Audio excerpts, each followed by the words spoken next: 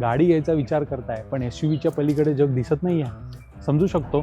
सेडानसारखे looks पण पाहिजेत आणि SUV सारखा ग्राउंड क्लिअरन्स आणि बुच लुक पण पाहिजे, तर वाय नॉट SUVज आणि सेडानचा एक लव्ह चाइल्ड म्हणजेच टाटा कर्व.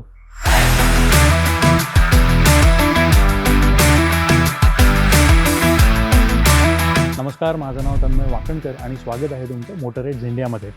आज आम्ही तुमच्यासाठी आणलेले ही Tata Curvv. Tata Curvv August 2024मध्ये लॉन्च झालेली आहे आणि हिला एक GT म्हणजेच ग्रँड टुरिझमो स्टाईलची गाडी म्हणू शकता.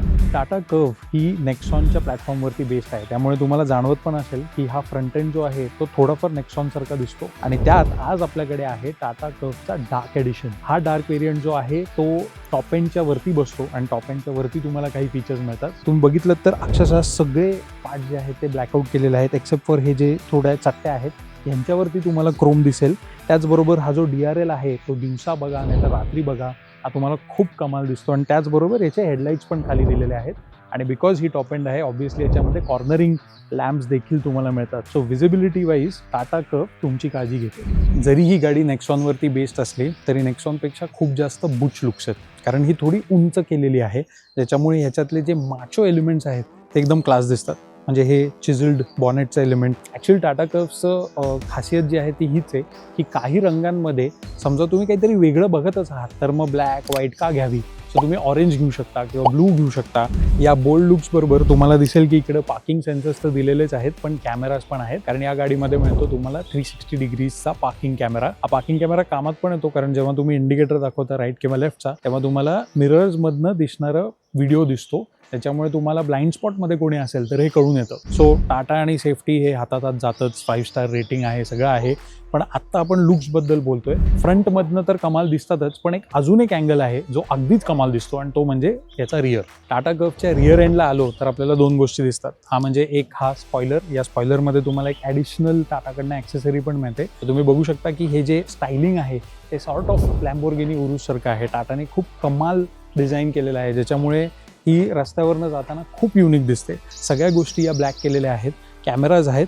फक्त हा जो कर्वचा लोगो आहे तो मात्र तेवढा तुम्हाला क्रोममध्ये दिलेला आहे. कुपे स्टाईल बॉडी शेपमुळे होतं काय, म्हणजे एक भलं मोठं बूट स्पेस तुम्हाला मिळतं. 500 लिटर एवढी बूट स्पेस या गाडीमध्ये मिळते. एक मोठाच्या मोठा पार्सल ट्रे मिळतो ज्याच्यावरती तुम्ही हलक्या गोष्टी ठेवू शकता. पण समजा तुम्ही ॲक्च्युअल बूट स्पेस बघितली तर ह्याच्यामध्ये किमान 4 मोठ्या साईजच्या एअरपोर्ट बॅग्स आरामसे जातील आणि त्यानंतर पण तुम्हाला थोडी जागा मिळेल. फ्रंट आणि रिअर ह्याच्यामधनं तुम्ही समजा इम्प्रेस झाला तर साईडनी जेव्हा तुम्ही गाडी बघता थोडं नापास होऊ शकतं, कारण 203चा ग्राउंड क्लिअरन्स दिल्यामुळे या गाडीला 18 इंचचे ॲलॉय व्हील्स आहेत जे एका पेटल डिझाईनमध्ये आहेत. बट त्याच्यामुळे होते काय की गाडीचा हा जो स्टान्स आहे त्याच्यामुळे एक थोडी स्पेस इकडं निर्माण होते, ज्याच्यामुळे ते गाडीचं डिझाईन जे आहे ते थोडं ऑकवर्ड वाटतं. तुम्ही आमच्या रोडवर मध्ये येऊन शूटिंग करता, झिरो सिव्हिक सेन्स. काय करायचं. त्याचबरोबर तुम्हाला मिळणार आहे इकडे डार्कचं बॅजिंग आणि फक्त जो क्रोम पार्ट असणार आहे ते आहे टाटाच्या कर्वचं नाव. ते सोडलं तर सगळे एलिमेंट जे आहेत ते पूर्णपणे ब्लॅकमध्ये मिळतात. त्याचबरोबर साईडनी बघताना आपल्याला लक्षात येतं की टाटाने इकडे एक छोटासा लाईट दिलेला आहे, ज्याच्यामुळे तुम्हाला डोअर हँडल कुठे आहे हे अंधारात पण इझिली मिळेल. ऑब्व्हियसली टाटा म्हटल्यानंतर डोअरचं वजन किंवा दरवाजाचं वजन जेव्हा आपण म्हणतो ते पण सॉलिड आहे आणि तुम्ही ओपनिंग क्लोजिंग पण समजा ऐकायला गेलात तर एकदम एक सॉलिड थड आपल्याला ऐकू येतो, ज्याच्यामधनं आपल्याला टाटाची बिल्ड क्वालिटी कळते. कारण ही गाडी नेक्सॉनवरती बेस्ड आहे, म्हणजेच तुम्हाला टाटा कर्व डार्कमध्ये पण सेम इंजिन ऑप्शन्स मिळणार आहेत जे तुम्हाला नेक्सॉनमध्ये मिळतात. म्हणजे 1.2 लिटरचं टर्बो चार्ज पेट्रोल इंजिन मिळेल किंवा 1.5 लिटरचं टर्बो डिझेल इंजिन मिळेल. दोन्ही इंजिन्स टर्बो पॉवर्ड असले तरी या गाडीमध्ये काय किंवा नेक्सॉनमध्ये ते तुम्हाला खूप पॉवरफुल वाटणार नाहीत, कारण पेट्रोल इंजिनमध्ये मिळतात तुम्हाला 123 bhp ऑफ पॉवर आणि 225 newton metre of torque. Diesel इंजिनमध्ये तुम्हाला 116 bhp मिळतील, पण टॉर्कच्या बाबतीमध्ये तुम्हाला 260 न्यूटन मीटर मिळतील. आता हे दोन्ही इंजिन्स तुम्हाला 6 स्पीड मॅन्युअल ट्रान्समिशन किंवा 7 स्पीड DCTमध्ये पण मिळतील. DCT म्हणजे फोक्सवॅगनचा जो DSG आहे तसाच याच्यामध्ये DCT आहे, पण त्याच्यासारखं परफॉर्मन्स एक्सपेक्ट करू नका आणि हे आपण चालवताना जास्त इझिली समजून घेऊ. तुम्हाला याच्या लुक्सबद्दल काय वाटतं हे तुम्ही आम्हाला कॉमेंट सेक्शनमध्ये सांगू शकता. आता आपण गाडी आतनं चेकआउट करू. टाटा कर्वमध्ये बसण्यासाठी अगेन फ्लश डोअर हँडल्स सोपेत वापरायला, जास्त त्रास नाही आहे. आणि ऑल्दो दरवाजा 90 डिग्रीज उघडत नाही तरी खूप जागा मिळते. आता मी ऑब्व्हियसली 6 फूट 3 इंच आहे, त्यामुळे मला बसायला थोडंसं अनकम्फर्टेबल आहे, पण स्टिअरिंग जे आहे ते तुम्ही हाईटसाठी ॲडजस्ट करू शकता, रीचसाठी नाही. So which is okay. Seat बघितलं तर पूर्णपणे इलेक्ट्रॉनिकली ॲडजस्टेबल आहे. मी पुढे मागे वर खाली कसंही असेल ते सीट इझिली ॲडजस्ट करू शकतो. आणि हेच आपण मागे चेक करू किती जागा आहे. सो जसं तुम्ही बघू शकता की फक्त गुडघ्यांसाठी नाही तर माझ्या डोक्यासाठी पण जागा कमी आहे. आणि हे आहे त्याचं वैशिष्ट्य त्याच्या कुपे डिझाईनसाठी. सो तुम्ही एक उंच फॅमिली असाल जे साधारणपणे 5'8" किंवा 5'10" वरती असाल तर ऑनेस्टली ही गाडी तुमच्यासाठी नाही आहे. पण 5'10" खालती तुमचं परिवारातले लोक असतील तर मे बी हा जो क्लास हे जे डिझाईन तुम्हाला टाटा कर्व्ह ऑफर करते ते तुम्ही वापरून घेऊ शकता. दरवाजा उघडल्यानंतर आपण बघू शकतो की डार्क एडिशनमध्ये टाटानी सगळं साधारणपणे ब्लॅकमध्येच फिनिश केलेलं आहे. ॲक्च्युली या गाडीमध्ये तुम्हाला एक मरून किंवा एक वाईन कलरचे इंटिरियर्स पण मिळतात जे खूप कमाल दिसतात. But because dark theme maintain करायची होती सो टाटानी त्याचं काम पण फुल कमालीनी केलेलं आहे. पण हे सगळे प्लॅस्टिक पार्ट जे आहेत ते बऱ्यापैकी सॉफ्ट आणि हार्डचं कॉम्बिनेशन आहे. आणि त्याचे काही डिझाईन एलिमेंट्स जास्त वाढीव करण्यासाठी त्यांनी एक क्रोम पॅच इथे ॲड केलेला आहे. याच पॅचच्या खाली तुम्हाला ॲम्बियंट लाइटिंग पण मिळतं. ॲम्बियंट लाइटिंग तुमच्या ड्राईव्ह मोड प्रमाणे तुम्ही सिलेक्ट करू शकता. सो इथे ऑटोमॅटिकली पण होईल किंवा त्याच्यामध्ये जे प्रीफिक्स कलर्स आहेत जे रेड किंवा व्हाईटपासून साधारणपणे जातात ते पण तुम्ही वापरू शकता. दारामध्ये बघितलं तर हे टेक्स्चर्ड फिनिश दारामध्ये दिलेलं आहे. तेच डोर हँडलला थोडंसं पियानो ब्लॅकचं फिनिश, इथं पण पियानो ब्लॅकचं फिनिश. इथे थोडीशी तुम्हाला जागा मिळते ज्याच्यामध्ये तुम्ही तुमचं वॉलेट ठेवू शकता. अनफॉर्च्युनेटली इकडे त्यांनी एक 1 लिटरची बॉटल बसेल एवढी जागा दिलेली नाहीये. पण या कोपऱ्यामध्ये साधारणपणे तुम्ही गोष्टी ठेवू शकता. तुम्ही खाली बघितलं तर स्पीकरचं तुम्हाला एक मेश दिसतं. त्याचबरोबर JBLचा लोगो, बिकॉज ही गाडी टॉप एंड वरती बेस्ड आहे. सो तुम्हाला JBLचा 9 स्पीकरचा सिस्टम मिळतो जो अक्षरशः कमाल ट्यून केलेला आहे. साधारणपणे तुम्ही रेडिओ ऐका नाही तर ऑक्सपोर्टवरती गाणी ऐका किंवा ब्लूटूथनी ऐका, खूप कमाल इफेक्ट या JBLच्या स्पीकर सिस्टमनी येतो. आणि हा सगळा स्पीकर सिस्टम तुम्ही मॅनेज करता इकडच्या टच बरोबर, जो साधारण 12.5 इंचाचा डिस्प्ले आहे. एखाद्या सॅमसंगच्या मोबाईलपेक्षा जस्ट थोडा मोठा येतो. आणि ऑनेस्टली कधी कधी वाटतं की या साईजचा जो डिस्प्ले आहे that is much better than जे आजचे तुम्हाला मोठे धडधाकट लॅपटॉप एवढे डिस्प्लेज मिळतात. पण तसंच म्हणता मला असे थोडेसे काही प्रॉब्लेम्स वाटतात. ते म्हणजे आता हा जो स्ट्रिप आहे स्टिअरिंग व्हील वरती ते खूप शायनी टाटानी देऊन ठेवलेला आहे ज्याच्यावरती त्याचा लोगो पण इल्युमिनेट होतो. त्याचबरोबर हा जो मधला पॅनल आहे तो दिसायला जरी क्लीन असला तरी तुम्हाला लक्षात येईल की सगळे गाडीचे कंट्रोल्स म्हणजे अगदी गाडी लॉक अनलॉक करण्यापासून, बूट अनलॉक करण्यापासून, इव्हन जो हॅझार्डचा बटन आहे तो पण या टच पॅनल वरती दिलेला आहे. आणि ह्याला कुठल्याही प्रकारचे फिजिकल बटन्स नाहीयेत. मला हे अजिबात आवडत नाही कारण ड्रायव्हिंग करताना तुम्हाला फिजिकल बटन्सनी न बघता पण कळतं की तुम्ही कुठलं बटन दाबताय आणि त्यातनं काय फंक्शन येणार आहे. पण हे थोडं इरिटेटिंग होतं. आय थिंक याची सवय व्हायला लागते. पण एकदा सवय झाली की मग विषय संपतो. आणि इव्हन मोर सो हे जे कंट्रोल्स आहेत, so for example dual zone climate control असल्यामुळे तुम्हाला 2 फिजिकल बटन्स मिळतात ज्यातनं तुम्ही ह्याची टेम्परेचर जे आहे ते सेट करू शकता. पण त्या टेम्परेचरचा डिस्प्ले किंवा AC मध्ये हवा पायात येते, तोंडावर येते किंवा डिफॉगर होतंय हे सगळं या डिस्प्लेवरती येतं. सो तुम्ही बटन दाबताय खालचं पण तुम्हाला त्याचं जे सिलेक्शन आहे ते दिसतं डिस्प्लेवरती. सो एक थोडासा असा कन्फ्युज्ड प्लॉट साधारणपणे जाणवतो. त्याचनंतर आपल्याला एक हा मस्त मोठा फील असलेला गिअर सिलेक्टर लिव्हर येतो. आता हा गिअर सिलेक्टर लिव्हर दिसतो खूप चांगला पण अनफॉर्च्युनेटली तो खूप असा हलक्या क्वालिटीचा बनवलेला वाटतो. आय डोंट थिंक 20 लाखाच्या वरती जेव्हा गाडी तुमची जाते तेव्हा तुम्ही अशा क्वालिटीचे मटेरियल्स देताल. पण त्याबरोबरच तुम्ही समजा इकडचा एक स्विच बघितला तर हा स्विच दाबल्याशिवाय तुमचा गिअर रिव्हर्स, न्यूट्रल किंवा ड्राईव्ह मध्ये जात नाही, which is very weird. Honestly दाबायची गरज नाही पडायला पाहिजे. मे बी ओनली पार्क मधनं काढताना ते करायची गरज आहे पण काहीतरी या सिस्टम मध्ये थोडी गडबड आहे. त्यानंतर आपल्याला सिटी, इको आणि स्पोर्ट मोड मिळतात जे अनफॉर्च्युनेटली अनलिमिटेड फिरतात. म्हणजे यांना खटके नाहीये, हे फिरतच जातं. सो एक विचित्र प्रकार सॉर्ट ऑफ आहे. त्याचबरोबर एक इलेक्ट्रॉनिक पार्किंग ब्रेक दिलेला आहे ज्याच्यामुळे तुमचे पार्किंग ब्रेक जो आहे तो तुम्ही एंगेज किंवा डिसएंगेज करू शकता. आणि त्याचबरोबर तुम्हाला एक ऑटो होल्डचं बटन दिलंय. म्हणजे auto hold in the sense की तुम्ही समजा स्लोपवर असाल आणि गाडी मागे जाते जेव्हा तुम्ही ब्रेकवरनं किंवा ऍक्सेलरेटरवरनं पाय काढता तर त्या ऑटो होल्डनी ती एक 3 सेकंद साधारणपणे तशीच राहते. त्याच्यामुळे तुम्ही इझिली गाडी स्लोप्सवरती मनूवर करू शकता, which is a good thing. आणि त्याचबरोबर विंडोजचे जे कंट्रोल आहेत ते पण इकडे दिलेले आहेत. इथं तुम्ही ऑटो फोल्डिंग ऑन ऑफ पण करू शकता त्यामुळे अगदी छोट्या गॅपमधनं समजा तुम्ही जात असाल आणि तुम्हाला चालत्या गाडीत मिरर आत घ्यायचे असतील तर तेही तुम्ही करू शकता. इन जनरल ते बघितल्यानंतर आपल्याकडे येतो हा मोठाच्या मोठा पॅनोरामिक सनरूफ ज्याच्यातला हाफ पार्ट जो आहे तो उघडतो आणि बाकीचा जो पार्ट आहे तो बंदच राहतो कंपल्सरीली. याच्यावरती एक चांगलं जाड मेश पण दिलेलं आहे ज्याचे कंट्रोल्स तुम्हाला इथंच दिलेले आहेत. सिंगल टच बटन्स आहेत. So it is all good. आणि या सगळ्यामुळे या गाडीला एक खूप कमाल लुक येतो. लुकच कशाला तर हे सीटच बघा. हे सीट अत्यंत चांगलं कुशन केलेलं आहे. इव्हन मागचे सीट असेल नाही तर पुढचं सीट असेल त्याला खूप चांगलं सॉफ्ट रबर दिलेलं आहे, ज्याच्यामुळे तुम्हाला कम्फर्टेबली गाडीमध्ये बसता येतं. आणि because again he top end आहे, याच्यामध्ये तुम्हाला व्हेंटिलेटेड सीट्स मिळतात. ऑल्दो आपण प्रूव्ह केलं की बॅक सीट मध्ये मी मावत नाही, पण आता मी जे पुढचं सीट आहे ते थोडं पुढे घेतले, त्याच्यामुळे मी ऍटलीस्ट थोडा कम्फर्टेबली का होईना पण बसू शकतो. आणि मी जसं म्हटलं फ्रंट सीट्सला पण खूप छान सपोर्ट दिलाय, तसंच मागच्या सीट्सला पण कमाल सपोर्ट आहे. ऑनेस्टली याचं जे कुशनिंग आहे ते एकदम सॉफ्ट आहे, ज्याच्यामुळे तुम्हाला लॉंग जर्नीज मध्ये पण त्रास होणार नाहीये. आणि हे जे दिसतंय ब्लॅक कलरचं लेदरेड सॉर्ट ऑफ एक फिनिश दिलाय, ते पण एक क्लासी टच देतं. आता मागे बसलेले असताना बिकॉज या गाडीचा शेपच असा वरती मागच्या साईडला उंचवटा येतो असा आहे, त्याच्यामुळे तुम्हाला फ्रंट मध्ये विजिबिलिटी खूप कमाल मिळते. पण या व्हेरियंट मध्ये, डार्क व्हेरियंट मध्ये पॅनोरॉमिक सनरूफ दिल्यामुळे लाईट प्रचंड आत येतो. आणि हा एक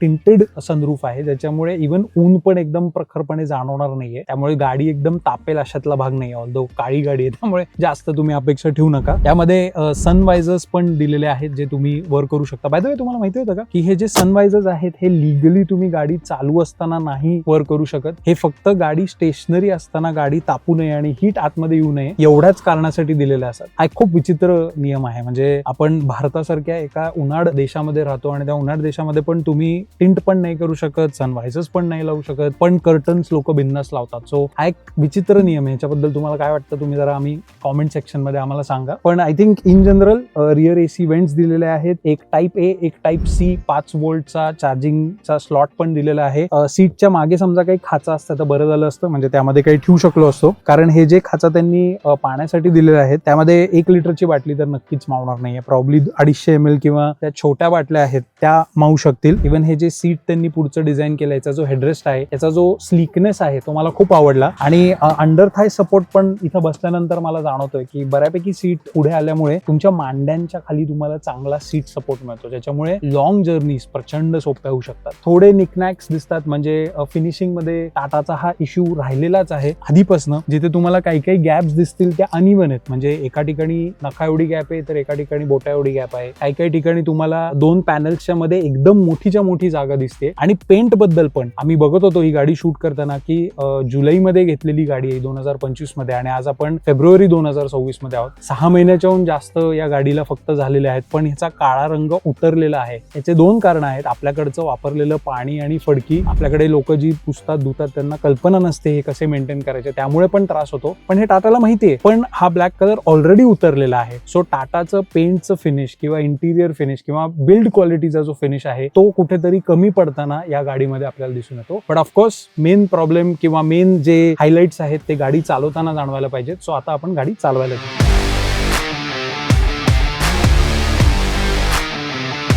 राईट, सो ऑलमोस्ट 2-3 तास झालेत टाटा कर्वच्या डार्क एडिशन मध्ये आम्ही पुणेभर फिरतोय आणि तेच बघायचा प्रयत्न होता की या गाडीचं एक्झॅक्टली वैशिष्ट्य काय आहे, ऑन रोड परफॉर्मन्स काय आहे. या बाबतीमध्ये एक म्हणू शकतो की टाटा जसे जसे त्यांच्या फॅमिलीमध्ये अजून गाड्या वाढवत चालत, म्हणजे नेक्सॉन झाली, पंच झाली, कर्व झाली, या सगळ्या गाड्यांमध्ये ते steering wheel similar sort of देत आहेत, ज्याच्यामुळे एक टाटाची फॅमिलीवाली फिलिंग ती साधारणपणे सगळ्या गाड्यांमध्ये येते. म्हणजेच तुम्ही कुठल्याही टाटाच्या गाडीमध्ये बसलात तर साधारणपणे जो फील असतो तो तुम्हाला ऑलमोस्ट सिमिलर मिळतो. सो एक फॅमिलियारिटी येते तुम्हाला त्या गाड्यांबरोबर. So that is a good thing. But स्टिअरिंगच्या बाबतीत बोलायचं झालं तर first things first, light weight steering आहे. ऑब्व्हियसली हल्लीच्या इलेक्ट्रॉनिक स्टिअरिंग मध्ये जास्त काही प्रॉब्लेम्स येतच नाहीत. हलकी आहे, टर्निंग रेडियस शॉर्ट आहे, त्यामुळे सिटीमध्ये मॅन्युव्हर करायला खूप सोपी जाते. हायवेवरती स्टेबल राहतं, ते एक महत्वाचा मुद्दा होऊन बसतो. पण असं म्हणताना पण मला एक नक्की म्हणायला लागेल की तुम्ही समजा एक स्पोर्टी गाडी जी तुम्हाला खूप जमिनीशी कनेक्टेड फील करून देते ही अपेक्षित ठेवत असाल तर टाटा कर्व ती नाही. कारण याचं स्टिअरिंग जे आहे ते कम्फर्टकडे जास्त ट्यून्ड आहे, परफॉर्मन्स साठी जास्त नाहीये.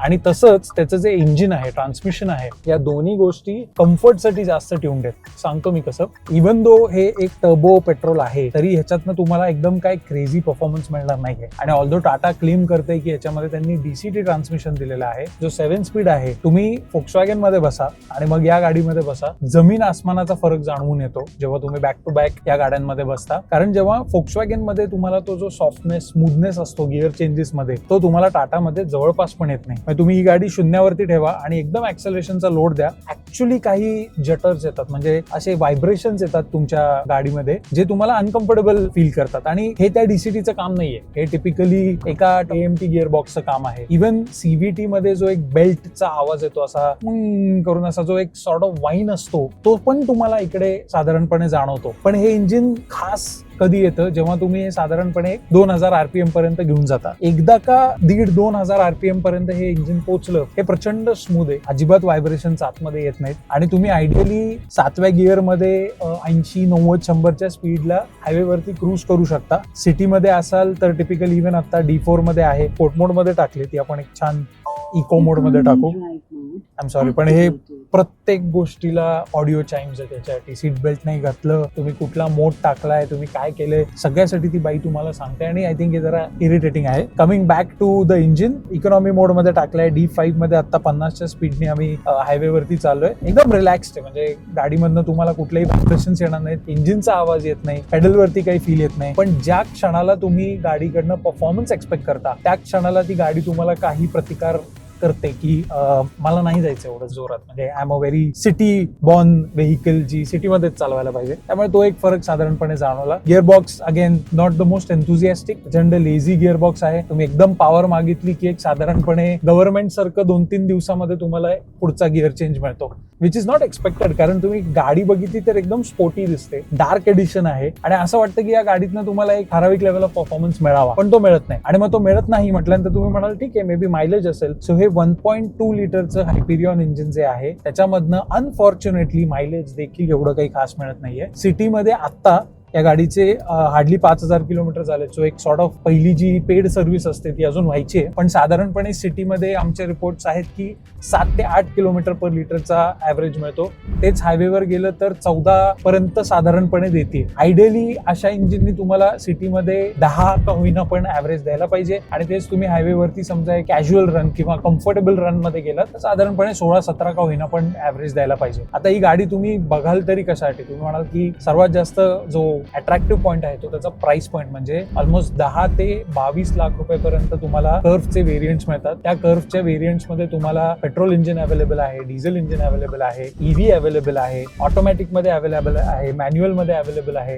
तेच बघता तुम्ही जेव्हा सिटीमध्ये चालवताय, याचं सस्पेन्शन जे आहे ते सॉफ्टर साईडला सेटअप केलेलं आहे. इव्हन आता वारजेच्या हायवेवरती ऑल्दो आपले पुण्याचे रस्तेच इतके कमाल आहेत की कुठल्याच गाडीचं सस्पेन्शन चांगलं वाटत नाही, बट तरीही या गाडीमध्ये आपण डुलतोय. आणि त्याचं कारण आहे की त्याचा सस्पेन्शन जो आहे तो बराच सॉफ्ट सेटअप केलेला आहे. त्याच्यामुळे एकदम 30-40च्या स्पीडला पण तुम्हाला अचानक एखादा स्पीड ब्रेकर लागला तर गाडी बरीच स्ट्रॉंगली रिॲक्ट करते. कधीच तुमच्या पाठीला त्रास होत नाही, त्या बाबतीत नाहीये. पण गाडीमध्ये थोडीशी अनस्टेबिलिटी निर्माण होते, जी ऑब्व्हियसली कम्फर्टेबल नसते. तशा पद्धतीने गाडीने कधी तुम्हाला रिॲक्शन देऊ नये. सो सस्पेन्शन पण अजून थोडं फर्म असतं तर मजा आली असती, कारण गाडीचा बॉडी शेप पण आहे तो जरा स्पोर्टी नेचरचा आहे. सो अगेन परत आय थिंक त्याच मुद्द्याला येतोय की गाडी दिसायला स्पोर्टी आहे, लुक्स वाईज एकदम शार्प लुक्स आहेत, पण त्याचबरोबर त्याचा परफॉर्मन्स मॅच होत नाही. इंटिरियर वाईज पण खूप चांगले दिलेले आहेत, मटेरियल चांगले वापरलेले आहेत, फीचर्स उत्तम दिलेले आहेत. तुम्हाला 360 डिग्री कॅमेरा आहे, एडॅस आहे, व्हेंटिलेटेड सीट्स आहेत, त्याच्यामधनं तुम्हाला डिजिटल डिस्प्लेज दोन्हीकडे मिळत आहेत. इव्हन हा जो फ्रंट डिस्प्ले आहे तो कम्प्लिटली डिजिटल आहे. सो एक फ्युचरिस्टिक और अदर फ्युचर प्रूफ गाडी टाटानी डिझाईन केलेली आहे. आणि त्याच्यामधले काही डिझाईन एलिमेंट्स फक्त थोडेसे अधुरे वाटतात. बाकी तसं बघायला गेलं तर गाडीमध्ये काही प्रॉब्लेम मला वाटत नाही. इफ तुम्ही SUV ला कंटाळला असाल आणि तुमचं असं म्हणणं असेल की मला एखादी युनिक गाडी पाहिजे जी 4 चौघांमध्ये एक टॉकिंग पॉईंट होऊ शकतो, तर टाटा कर्व नक्कीच तुम्ही कन्सिडर करा.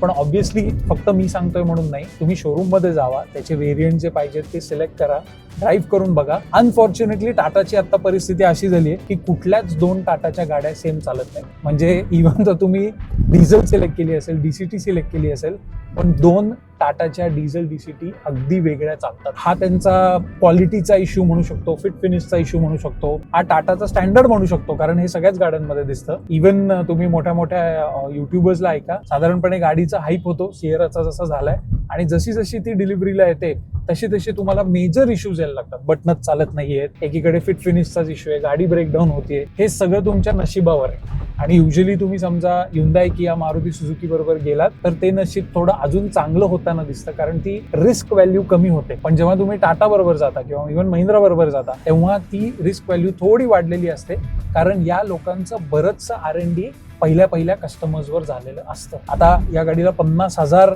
युनिट्स विकून झालेले आहेत. सो सगळे R&D आयडियली झालेली असायला पाहिजे आणि आय थिंक 2026 मध्ये हिला काही ना काहीतरी एक छोटासा अपडेट येईल किंवा फेसलिफ्ट येईल. तुमचं म्हणणं या गाडीबद्दल काय आहे आम्हाला कॉमेंट सेक्शन मध्ये नक्की सांगा. आजच्यासाठी मोटर एज इंडिया कडनं तन्मय वाकणकर चा सलाम आणि थँक्यू सो मच हा व्हिडिओ बघितल्याबद्दल. गाडी चालवताना प्लीज कॉमन सेन्सनी चालवत जावा, सीट बेल्ट घालत जावा. 5 स्टार NCAP रेटिंग ही क्रॅश झाल्यानंतर, अपघात झाल्यानंतर तुम्हाला वाचवेल, पण अपघात होऊनच द्यायचा नाही हे पूर्णपणे तुमच्या हातात असतं. Thank you so much. पुढच्या व्हिडिओमध्ये भेटू.